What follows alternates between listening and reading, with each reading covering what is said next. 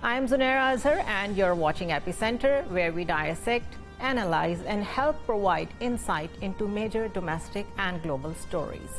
A new era in Bangladesh after protests drove out Prime Minister Sheikh Hasina and forced her to flee the country.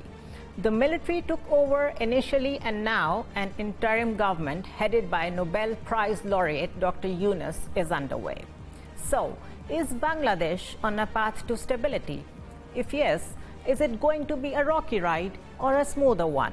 What would this transition look like, and for how long till Bangladesh finally has its elected government in place? To discuss this, we have been joined by Arafatul Islam, who is a journalist working for DW Bangladesh Service, and we've also been joined by Syed Muhammad Ali, who is a defense analyst. Welcome, both of you, to the show. It has been an extraordinary few days there in Bangladesh, and I would like to start by you, Arafat. Hasina, once a global democracy icon, doubled down on the autocratic policies that defined her final years in power. How did she ended up here? Well, especially last three elections, if you notice, all three elections are controversial. There are allegations of massive vote rigging in favor of Hasina's party, and also they were marred with violence as well as boycotts by opposition parties. So there was clearly a lack of democracy or democratic practice in Bangladesh, and many experts also expressed this opinion that Bangladesh was like there was a clear backsliding democracy-wise. So democratic backsliding was very much there, and especially the last protest. But still, Hasina survived the last election, and she won the election with a massive majority, and there was no opposition. There was no real opposition parties taking part in that election, but there were some independent candidates. Many of them were also from Hasina's own party. So the opposition called it dummy elections, like Awami League contesting against Awami League's independent candidates. But still, after that election, there were like a few months, there was nothing much happening. But then in June, we saw this protest by students. They were demanding a reforming of quota. But what I have noticed that the ruling party and the government wanted to handle this situation by using force, by using excessive force. But this time that backfired. And when why this time? Like it has been happening since 15 years, but what was different this time? Well, this time this protest were led by students. So we have seen a lot of young people, like teenagers, also taking part in this protest. So this time it was not called by a political party or by some other forces. It's the students who started the protest and continued. Right. Mr. Muhammad Ali, so as Arafat has rightly pointed out, that this time it was thoroughly led by the people of Bangladesh. The call was not from any political party or a leader. How do you see this new phenomena in Bangladesh, keeping in view that there have been many revolutions around the world, like the one in Tunisia, the Arab Spring, but after a certain time, they all fizzle away. They go down the drain. And the outcome that people usually expect is a good, well-elected democratic government, and that doesn't happen. How do you look at this Bangladeshi case? I think the current Bangladeshi political crisis is a historic moment in the history of Bangladeshi politics, and it indicates four very transformational trends. Number one, it's not just a debacle to democracy, but it is very important because Hasina is not just an ordinary leader. She is the longest serving elected woman prime minister in the developing world. She is also, more importantly, the daughter of the founder of Bangladesh. Yeah. So her exodus from Bangladeshi politics and also physical departure from Bangladesh proves that there are serious questions being raised about the ideology that her party and she herself stood for, number one. Number two, the most important lesson from this crisis is that democracy, constitutionalism, secularism only works when it delivers and meets the expectations of the general public. People. And the youth have clearly, through their protest, demonstrated that despite being a democratic leader, despite being a constitutionalist, despite being the daughter of the founder of Bangladesh, she did not live up to the expectations of the youth, and particularly their grievance related to the job quotas, which was considered unfair. So that is the second reason. The third factor, which continues to be a lingering aspect, that the continuation of democracy to a certain degree does depend upon the goodwill and trust between civil and military leadership in a number of countries. And Bangladesh is no exception. So when the military leadership witnessed, despite close family relations with Sheikh Hasina, that she has become unpopular, then military decided to side with the public sentiment rather than defend a democratically, constitutionally elected leader. And the fourth lesson is that the international commitment and the international trust and credibility is also important in order to attract foreign investment. And I think the return and emergence of the Nobel laureate Muhammad Yunus indicates that he commands the trust of international community. He reflects the sentiments of the youth. He enjoys the respect of the military establishment. So one hopes that he'll be able to surmount these political crises and challenges in the weeks and months to come. Right. Taking this point forward, Arafat, of course, Bangladeshi people wouldn't want to be in one problem coming out of another. And by that I mean that a lot of people believe that whenever there is a leader or a personality arriving after a long-term exile to a country, he or she too has some influence from the foreign powers. Now that the Dr. Yunus is back as the head of your interim government, and I do understand that he's very well respected in Bangladesh. He is considered like the banker of the poorest of the people, yes, but for governing the country in a democratic manner, you need more than that. It was not just economy that threw out Hasina out of her very strong hold. How do you look at it?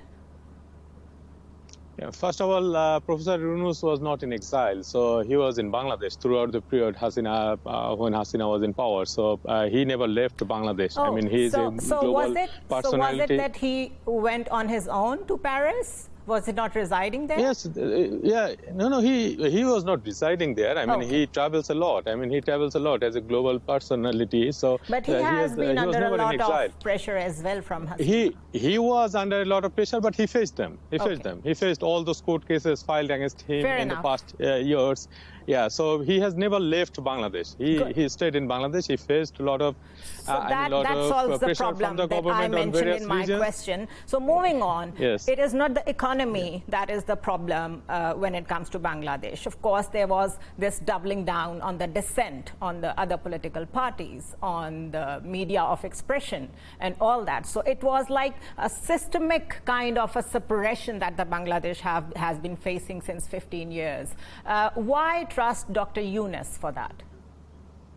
Because students trust him. Students, all those protesters, it was them who asked Professor Yunus to take this responsibility, and he supported this student movement since the beginning of it, and he was very vocal on it, and he appeared on several TV interviews on Indian TV channels and newspapers. So he was very much active, and he supported this movement along with many other people, along with many other political parties. But this protest led by the students. And even until now, they don't have any specific leader for this protest. This is another interesting part. Like, there are many coordinators of this protest movement. Yeah, no political leader. Even the students, there is no single leader that you can say, oh, this is the leader who is leading all this protest. They have like several people who are leading it. And for quite Professor a fluid Yunus, situation, isn't it? I mean, this is a difficult situation, of course, and this is a situation that needs to be tackled strongly and by people who are internationally renowned and nationally recognized and accepted. So Yeah. Professor Yunus is someone at the moment, he has international recognition. He is well known among international community as well as in Bangladesh. He is getting a lot of support from the protesters and civil society and other bodies. So there is no one who were against him getting this position of chief advisor. All right. And what about the rest of the cabinet? Where are the most of the people coming from? Most of them are non-political, so they don't have any political background as far as I understood. They are from representatives, mostly they are from civil society community, and also there are like some former diplomats, there are professors, and also some student representatives. All right. Let's take a short break here. Mr. Muhammad Ali, it's quite an interesting phenomenon in South Asia where generally there is more of an authoritarian rule wherever you see, in all the SAARC countries, I would say. So Bangladesh is probably setting a trajectory, a precedent, moving towards a more people-led government. Do you think it's going to affect the rest of the region as well? That's a very important question, but let me briefly comment on what's been said. I think the major causal factor behind her departure from the government was not economic, but socio-economic. In the context that the social grievances and the social injustice forced the youth to rise up against her rule, despite economic growth of Bangladeshi economy.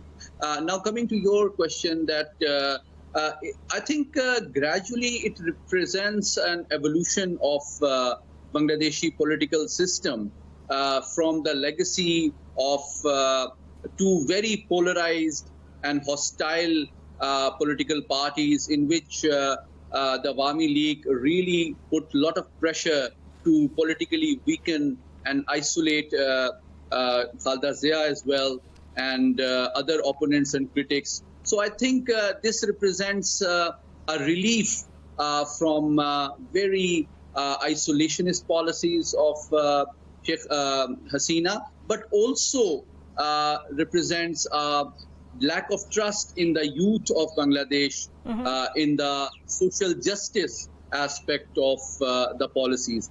But the third aspect is very important, that once the public and the youth grievance reaches a certain point, it makes the sustainability of democracy and constitutionalism challenging, both domestically and internationally. And you must have witnessed that there was hardly any criticism despite Sheikh Hasina's departure from rule from the international community. And there were hardly any concerns regarding the democratic or constitutional credentials of the new leadership. So this indicates that the international community also considers it's more prudent to side with the public sentiment and the youth of Bangladesh, rather than emphasize and put pressure on the new government to return to democracy and ensure constitutionalism. It's unfortunate that whenever we are discussing any country for that matter, and if that country is from the third world, we have to be considerate about what the international community is going to think about it and what is their say in it. But I think there comes a tipping point where they also understand that they have to back off because there is a new push-up from the people this time. Arafat, coming to you, what are the general feelings of the people after this change in Bangladesh now that the things have changed? Yeah, I mean, the thing is, like, this quota reform protest, it was a very small protest. I mean, it was a very small issue. I mean, it is not something that could have, I don't think anybody thought that could go that far. Yeah. But what happened that then when the government and the police used excessive force to disperse them, and then this backfired because some students were killed, and you can see a lot of videos have gone viral and showing that the police brutality, that some unarmed protesters were killed by police. And I think this is something that that triggered many people to join in and support the students, because they saw these young kids were dying on the streets just because they wanted to demand some reform in a very small issue. It's a quota reform issue, and there was like plenty of space to solve this issue amicably without any violence, without anything.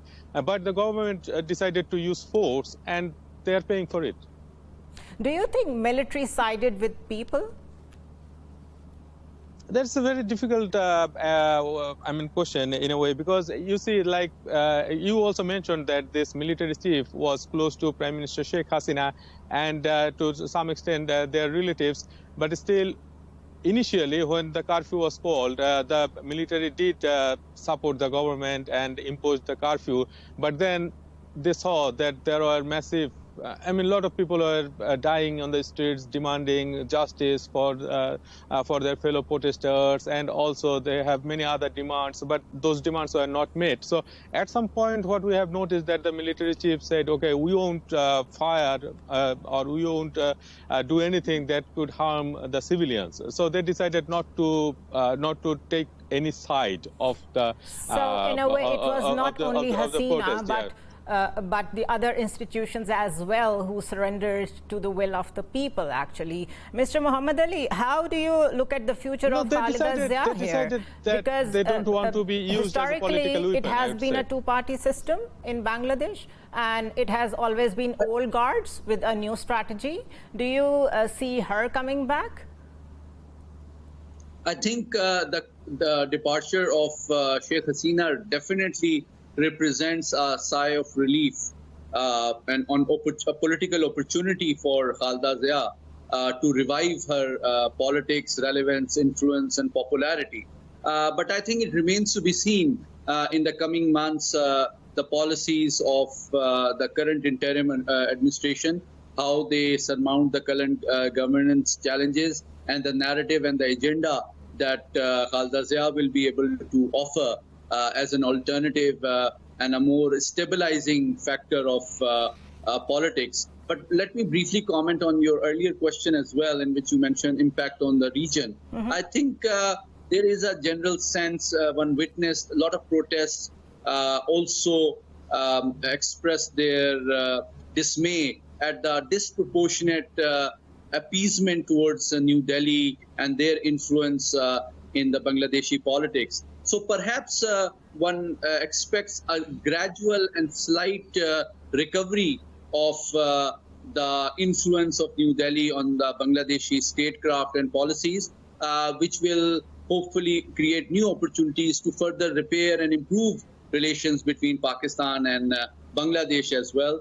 And this reflects that the huge propaganda invested in the youth by there are a lot of fact-check videos by Al Jazeera as well, where while the riots were going on, India was fueling a very different narrative, as if the Hindu minorities have been attacked by the Muslims in Bangladesh, trying to give it a whole different outlook. Arafat, why Hasina flee to, why go to India of all the countries? I mean, I know once you land on a particular land, then you are given asylum. She knew it, I'm sure she knew it. And she chose to go to India first rather than directly going to UK or US. What do you think of it? Well, yeah, I mean, this is something like many people are speculating about it, but what I have noticed that she did not have enough time to prepare herself to go somewhere else. So the easiest way was to go to India because she only got like less than an hour to prepare, and the military and her special security force, SSF, wanted to take her out of Bangladesh. So I think that was the easiest way to go. So it was the urgency basically to get out of the Bangladesh. And there are a lot of reports that this India is a temporary destination because she was planning to go to the UK or some other countries, but that did not happen, as you have noticed. Yeah, they have denied the visa. Mr. Muhammad Ali, your very brief comment on the role of India in all this. I think politically, ideologically, and in terms of policies, in the last 50 years, India enjoyed unequal influence in Bangladesh. But the latest protests and the departure of Sheikh Hasina represents that the new generation of Bangladesh aims and hopes to recover and reduce the Indian influence on their policies and politics. And perhaps this will be a ray of hope for a more stable and peaceful South Asia, in which Indian attempt to influence the policies and interfere in other countries would be reduced.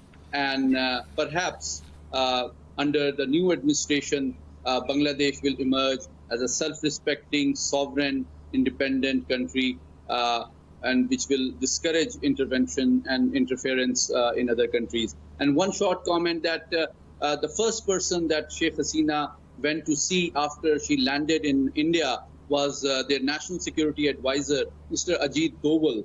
So that represents her expectations about her political future is heavily and her linked alignment to her with the Indian government. Establishment of India. Yeah, thank you so much, Mr. Muhammad Ali, for joining us, and thank you so much, Arafatul Islam, for joining us. And this concludes our first segment. Let's take a short break here. As a high-stakes guessing game of when and how Hezbollah and Iran will retaliate for the assassination of Hezbollah military leader Fuad Shukr and Hamas political chief Ismail Haniyeh enters its second week, Israel continues its violent attacks on Palestinians. The most recent incident involved an Israeli strike on a school that was sheltering displaced people, resulting in the death of over 100 Palestinians. Gaza's Civil Defense Agency called it yet another horrific massacre by Israeli defense forces. The ICC, other UN forums, the OIC, and the so-called democratic world continue to remain silent spectators. Where is this man-made disaster headed? And what will it take to put an end to it? To delve into this critical issue, we have been joined by Ambassador Malik Nadeem Abed, who is Secretary General and Ambassador at Large at International Human Rights Commission. Thank you so much, Ambassador, for joining us. Let me ask you a very straight question here. While the Israeli warplanes have killed more than 100 people as late as yesterday, Israel also says that it would join the new rounds of talks brokered by US and Egypt next week. What would this new push mean while the genocide still continues in Gaza? Assalamu alaikum ji. Thank you so much for having me in your show. It's a great pleasure and honor. We have to understand the importance of the time at this particular stage. The US is going through the preparation for the presidential election in November. So at this time, US is only pushing because the pressure of the US voters is tremendous on the American government and the American politicians to bring peace in Palestine. And majority of the people, the ordinary voters, Americans, blacks, Muslims, Christians, even many of the Jewish voters, they are against this violence, and this violence, this killing of innocent civilians have gone too far. Mm-hmm. So this is not because they are in love with peace, or it's not because they are in love with Palestinians. It's only because of the political pressure of the election time. And let me also add this into my point of view. There was a very powerful and strong candidate for the vice president nomination, Josh Shapiro. Mm-hmm. He's the governor of Pennsylvania. Very and vocal. People thought that and he's a Jewish. So right now they did not select. The Democratic Party stayed away from Josh Shapiro because they know the pressure of the American voters against the war and against the atrocities faced by the Palestinian people under the hands of Israelis. Mm-hmm. So I think it's not because they love peace in Palestine or they love peace in Middle East. It's only because they have tremendous amount of pressure for the election process. And I think it's the elections are going to decide the future or the fate of Middle East and the conflict in Middle East as well. So it's more of the political pressure and the election time. I totally agree with you because looking at the electoral map, things are changing in a very swift manner in US. Like 2 weeks back, we were talking of Biden. Now we are talking about Kamala Harris. But there is something very whimsical about it. There is only very cosmetic rhetorical change in the tone of the Kamala Harris when she says that she's going to distance herself from the Biden administration's policy on Gaza. But at the same time, we saw Netanyahu receiving standing ovation in the Congress, and he met all of the candidates, the main candidates, Trump, Kamala Harris, and the sitting President Biden at the same time. So not even for the sake of optics did anyone say that we are not going to shake hand with this war criminal. So do you think that, rightly so, that this is all cosmetic, but don't you think people do understand that? The American voter, I mean? Zunaira, I'm going to tell you something which most people would not go on the record by saying this. It's not because the strong support the government of America or all the elected officials of America are giving to Israel is not because they are deeply in love with Israel. This is, I'm going on record, because I had 30 years experience of dealing with the elected officials, and I'm even myself the Democratic Party official. It's only because of the tremendous amount of financial power the Jewish lobby, the Israeli, not Jewish lobby, the Israeli lobby have in America. So it's more You mean of the financial AIPAC pressure. kind of stuff? Absolutely. AIPAC is one of the pressures, one of the entities, and they are the strongest one, the biggest one. So that's why we always talk about the AIPAC. They have the local pressures as well, local Zionists, local political forces as well, who have tremendous amount of financial power so to support. And in every election, every year, they pour in hundreds of billions of dollars in the local elections as well. So it's not because people love Israel or people love the atrocities or people love the zulm and all these killing of Israel in Palestine. It's not because of that. It's because most of these elected officials, members of Congress and senators are afraid of the financial power the Jewish people have in pro-Israeli lobby. So it's not because of the commitment, what they call, we are fully committed to the Israel's defense. No, it's not true. The actual truth is they are afraid of the financial powers of pro-Israeli lobby. I totally get your point, because when I was covering UK elections and there was this talk of Keir Starmer talking of bringing ceasefire on the table if he is elected, a lot of British people said that the entire Westminster is funded by Jews. It is the same over there, like it is in Oval Office. So if the P5 have got this tremendous economic influence by the Jews, how is this going to be resolving anytime soon? I don't see that happening. Is there going to be any political reconciliation for the people of Palestine, or this is going to continue till the Palestine is actually the land of the Israel? This is a very, very unfortunate situation, Zunaira, and it's a beautiful question, very logical question.